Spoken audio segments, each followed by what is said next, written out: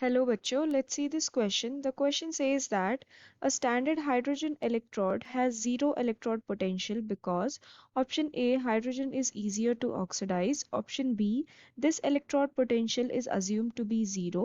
Option C, hydrogen atom has only one electron. And option D, hydrogen is the lowest element. तो इस question में हमसे बोला है कि जो स्टैंडर्ड हाइड्रोजन इलेक्ट्रोड होता है उसका इलेक्ट्रोड पोटेंशियल जीरो क्यों होता है। इसका हमें आंसर देना है अमंग्स द ऑप्शंस। ठीक है, तो इस क्वेश्चन में जो की कंसेप्ट है,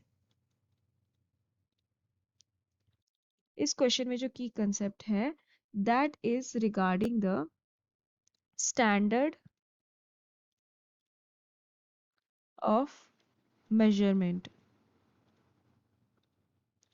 तो जब भी क्या होता है कि किसी भी मेजरमेंट के लिए हमें एक स्टैंडर्ड सेट करना पड़ता है। ठीक है, एक स्टैंडर्ड अगर हम सेट करेंगे तो उसके अकॉर्डिंग हम दूसरे एलिमेंट्स का इलेक्ट्रोड पोटेंशियल मेजर कर सकते हैं। And that is not only regarding electrode potential, किसी भी चीज़ का मेजरमेंट करने के लिए हमें एक स्टैंडर्ड होना चाहिए।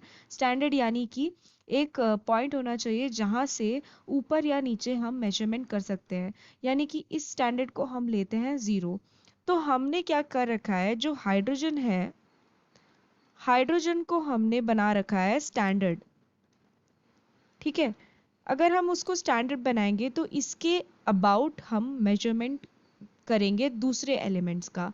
तो इसको स्टैंडर्ड बनाने के लिए इसका इलेक्ट्रोड पोटेंशियल हमने क्या बना दिया, ज़ीरो। हमने इसका इलेक्ट्रोड पोटेंशियल रख दिया ज़ीरो, ताकि हम इसके इलेक्ट्रोड पोटेंशियल के अबाउट दूसरे एलिमेंट्स का स्टैंडर्ड इलेक्ट्रोड पोटेंशियल मेजर कर सके।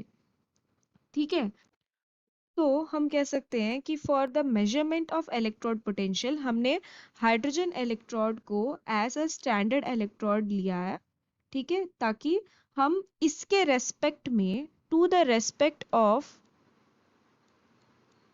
Hydrogen electrode, we can measure the electrode potential of other elements. So this is taken as standard for the measurement. तो अगर हम ऑप्शंस देखें तो ऑप्शन ए में बोला है hydrogen is easier to oxidise.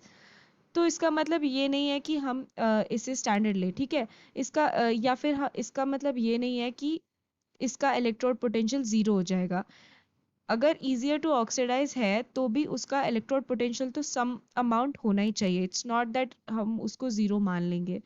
Option B में दिया है this electrode potential is assume to be zero. This is the correct answer for our question, because हमने इसको सिर्फ अज्यूम किया है जीरो होने का, उसका इलेक्ट्रोड पोटेंशियल जीरो नहीं है, सिर्फ अज्यूम किया है ताकि हम उसको कैसे ले सके, as a standard. Option C में दिया है hydrogen atom has only one electron. That is true, but इसका मतलब ये नहीं है कि उसका इलेक्ट्रोड पोटेंशियल जीरो हो जाएगा। ऑप्शन डी में बोला है hydrogen is the lowest element. Although hydrogen is the first element in our periodic table, that doesn't mean कि उसका electrode potential zero। उसका electrode potential है, but we have assumed it to be zero so that we can take it as standard. So we can write down in the conclusion that the correct answer for this question is option B. This electrode potential is assumed to be zero. I hope you have understood it well. Best of luck.